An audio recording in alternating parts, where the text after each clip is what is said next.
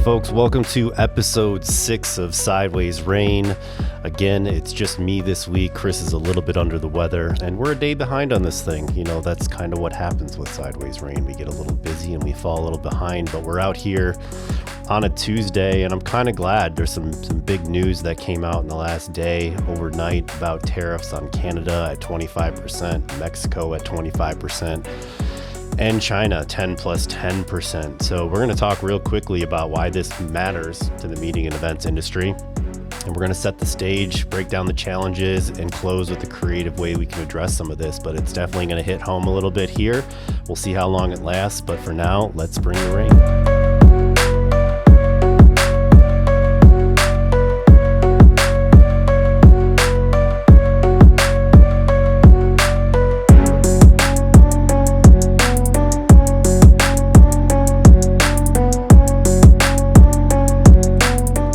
All right, folks, let's get started on what we'll call a current events episode of Sideways Rain.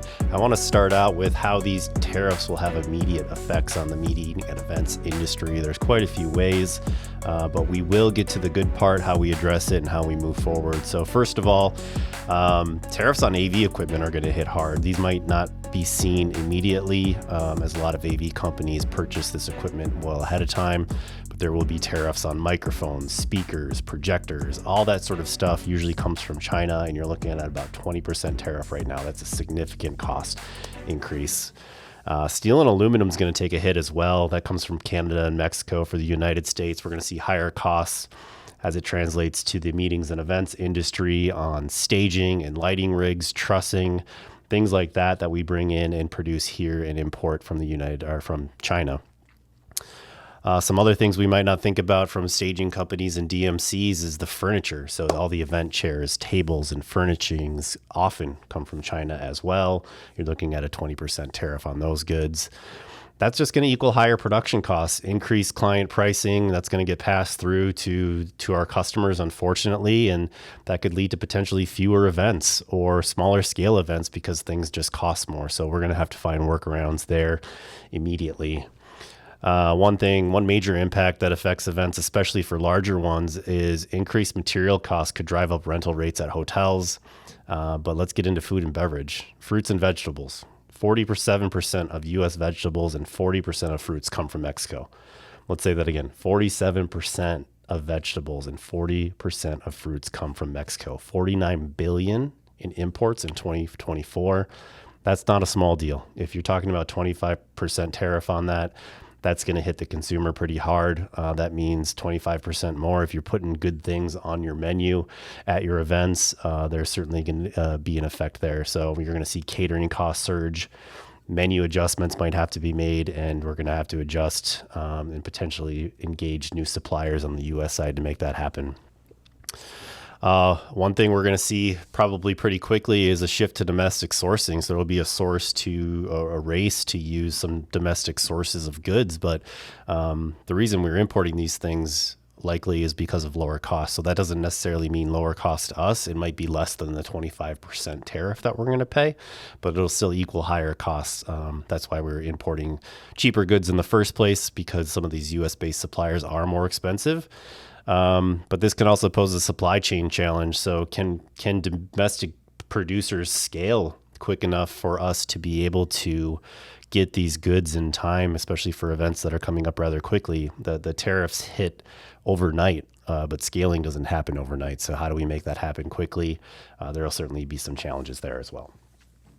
And then we're going to see budget constraints go along with this for corporate events specifically. Companies might reevaluate their spend on in-person meetings. There's a potential shift to hybrid or virtual events to cut down on costs, especially on travel and F&B and things like that. That'll be variable in the next few months. So really keeping an eye on things right now to see how the market will adapt and adjust based on some of these tariffs. And I'll be interested to hear your thoughts maybe in the comments about what you're seeing on your side as well. The larger business travel community will also be hit by this. So just sort of outside of meetings and events, just moving around the country will have higher costs as well. So higher maintenance costs. It's going to be more expensive for these airlines to get some of these parts and pieces in from China, Mexico, and Canada. That'll require higher maintenance costs. So that'll equal increased airfare for corporations doing business travel. And then hotel operational expenses will rise due to import costs as well. So you're going to see higher room rates, higher rental rates, higher food rates across the board because of some of the costs involved in these tariffs. How that might affect us shorter, medium term, we might see a reduction in corporate travel budgets. So there will certainly be more scrutiny on whether travel is necessary or not. I know we were hearing some of this prior to the overnight tariffs being implemented. Folks were looking at and scrutinizing their travel budgets kind of across the board, but this will certainly push that to be more prevalent. So we might rely more on virtual events or hybrid events or even regional events that we can connect from different areas so folks don't have to get on an airplane or travel very far. Certainly things we all have solutions for, but it's going to be another shakeup similar to COVID, I think, in this space. Not to the extreme, but we're going to have to be ready to adjust as a meeting and event industry to deal with some of this. Additional to that, a lot of our clients here at the 180 Group are international clients, so there could be some cross-border challenges. Potential new visa travel restrictions could come with some of these tariffs alongside of them in this trade war that's coming up, and added complexities for multinational events. So if we're bringing folks in for a European event from across Europe and the United States, it could be harder to get in as things escalate, especially for China and the Middle East. That'll certainly be trouble. But for folks coming in from Europe to the United States for events, which we see a lot, there could be travel restrictions, visa requirements, et cetera. We're just seeing the start of this. So again, not getting into the politics of it, just the business side of it. This is sort of the reality we're going to deal with in the short and medium term, depending on how long these last. So you're saying, JR, this sounds awful. What are we going to do? We have to get creative. So we flexed this muscle before. Certainly in the meetings and events industry, we went from a flourishing industry in March of 2020 to not being able to fly. So we've been in this space before. This is not nearly as severe. So there are some things that we can do in this space to make it less painful for ourselves and for our clients. One thing we can talk to our clients about and some of our partners about is, bulk purchasing of key AV equipment now before additional tariff hikes take place. Even negotiating long-term contracts with suppliers in this space to lock in rates could be really helpful. So get out in front of this, try to lock in long-term 2-3 year contracts with some of your suppliers based on pricing today before they start upping their rates to adjust, and that could protect you in the medium term.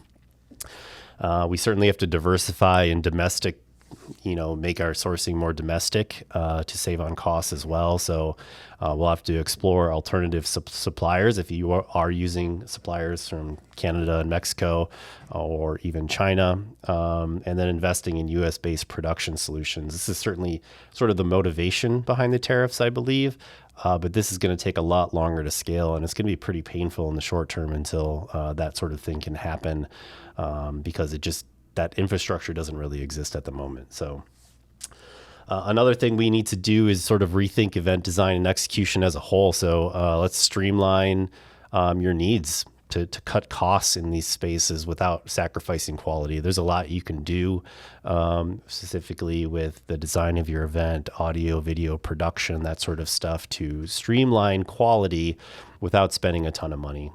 Creative staging solutions that require less steel or aluminum, not creating custom sets in the short term and using existing items that might be sitting in a warehouse somewhere, getting creative with elements we already have, turning them on them sides and making them look different, and getting creative with the things that we already have will be certainly things we see in the short and medium term as well. And then smarter travel and venue strategies. So partner with your airlines if you have contracts with them for long-term corporate pricing agreements, and that would go for hotels as well. So get those long-term agreements in place based on pricing today before those things skyrocket if you can, if you're in a corporation that has that negotiating power. Even prioritizing regional meetings to minimize airfare impact. This not only will save you that cost, but it also is a way to make your events greener. So you're producing less carbon. And we do have the technology today to connect regional events so it does feel like you're all working together. So whether you're in Minneapolis, Chicago, New York, Austin, San Diego, say you have those 5 venues, people meeting regionally, we have the technology now to connect those spaces so they can talk to each other, they can gamify with each other, they can do L&D with each other. They don't have to be separate with separate agendas. We can even do cross venue location presentations. So your presenters can present from one location and all the same content goes out to all the others. So there are things we can do there to save money and time and make sure that we're getting the content across that we want as well. And then like we always do, and you should always be doing too, just be transparent with your clients on cost increases and how they affect your pricing. We're certainly going to get out in front of that as we design events for our clients. We're going to, be getting on the phone today to see how it's going to affect us in the very short term and the medium term, because we have events booked out, through the end of the year and into 2026 that we just need to figure out. So be proactive with your budget planning, manage client expectations, be really clear about it, but don't just give them the bad news. Come to the table with solutions. That is what I would recommend here as well. So quick episode today. Just wanted to touch on these new moving pieces in the United States specifically. So, these challenges are real, but they're manageable. We've been here before as an industry. It's very adaptable. We have great people in this space. I have no doubt we're going to get through this together if we work hard as a group and get creative. I mean, we are creative, so let's stay creative. Think outside the box when planning your events. I know that's a cliche term, but what already exists? How can we save time? Where are the costs increasing? How can we affect that, or how can we scale that in a way that works for our clients? I'd invite you all, how is it affecting your industry or what you're doing as a business inside the meetings and event space or business travel space? What did I leave out here? Let's start a discussion, but don't just tell us what the issue is. How you're solving for it would be really helpful as well. Let's come together as a community and make sure that we're working as a group to get that done. So weird episode, weird day, sort of keeping an eye on the markets today. You can see, we're down 1% on the Dow. We can see we're down almost 1% on the S&P and down about 0.5 point on the NASDAQ. But this is after yesterday. Those were all down pretty much as well. So we'll just keep an eye on the market as well, because that'll certainly affect the larger macro in the United States. So thanks for tuning in. We hope to get you an episode on time next week on Monday. But until then, have a great week and we'll talk soon.